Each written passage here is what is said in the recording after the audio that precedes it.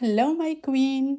Bienvenue dans ce nouvel épisode Remaya Time, le podcast dédié à l'éducation financière éthique pour les femmes ambitieuses. Avant de commencer, laisse-moi te rappeler, chère queen, que tu peux t'abonner à notre podcast et nous suivre sur nos réseaux sociaux pour ne rien manquer de nos futurs posts. Aujourd'hui, on va parler de side business, ces activités complémentaires qui peuvent te permettre de générer des revenus supplémentaires tout en développant tes passions. Que tu sois salarié, entrepreneur ou étudiante, ce sujet pourrait bien t'inspirer à lancer ta propre aventure. Installe-toi confortablement et let's go! Pourquoi lancer un side business? Selon toi, très chère queen, pourquoi lancer un side business?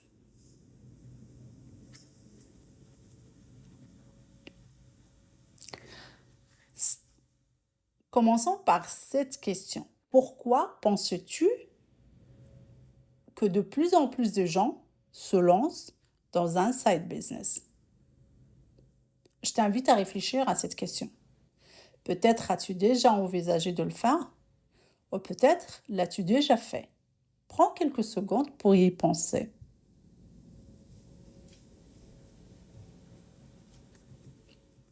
Il y a plusieurs raisons pour lesquelles un side business peut être une excellente idée. Tout d'abord, ça te permet de diversifier tes sources de revenus en période d'incertitude économique. Il est rassurant de ne pas dépendre d'un seul emploi. Ensuite, un side business est une formidable occasion d'explorer tes propres passions. Peut-être que tu adores écrire, créer des objets ou partager tes connaissances dans un domaine spécifique. Un side business peut te permettre de faire ça tout en gagnant de l'argent. Et enfin, qui sait, cette activité complémentaire pourrait bien un jour devenir ton activité principale si elle prend suffisamment de l'ampleur. Maintenant, parlons de différentes idées de side business que tu pourrais lancer. Je vais te donner quelques exemples et pendant que je te les énumère, réfléchis à laquelle pourrait te correspondre. Prends un stylo et un papier si besoin.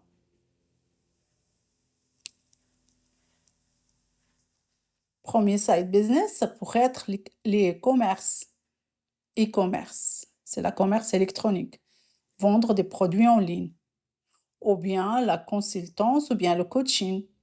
Offrir des conseils professionnels dans un domaine qui te passionne ou où tu as déjà une compétence. Le freelancing.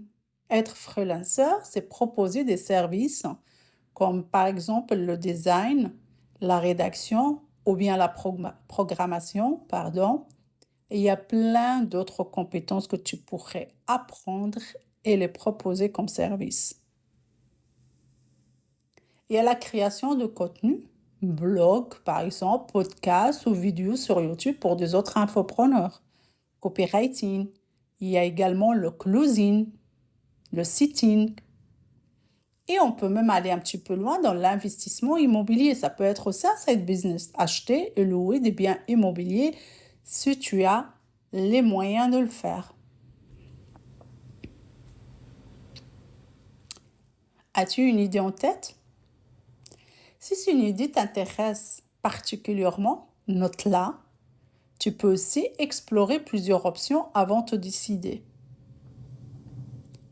L'essentiel ici est de trouver réellement quelque chose qui te passionne et qui puisse correspondre à tes compétences à toi. Maintenant, certainement, on pose la question, comment démarrer un side business? Passons à l'action. Comment démarrer un side business? La première étape d'abord, c'est d'évaluer tes compétences et le temps que tu peux consacrer à ce projet. D'ailleurs, prenons un instant. À ton avis, combien de temps par semaine pourrais-tu consacrer à un side business? 5 heures? 10 heures? Peut-être plus si tu en as le temps.